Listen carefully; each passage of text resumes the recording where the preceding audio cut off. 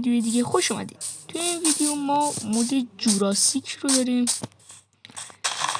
و مود خیلی باحالیه به نظر من و کلا الان من بذارم در مورد ماد و این چیز میزه توضیح میده و یا اول فصل اینو نگاه از دستش با در برم. بله بود از دست این دایناسورا در بریم.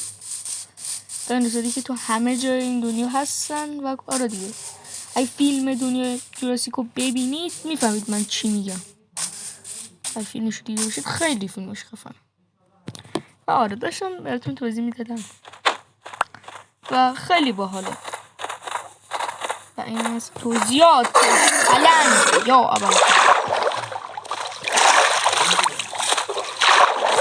بله تا ویدیو دیگه خدا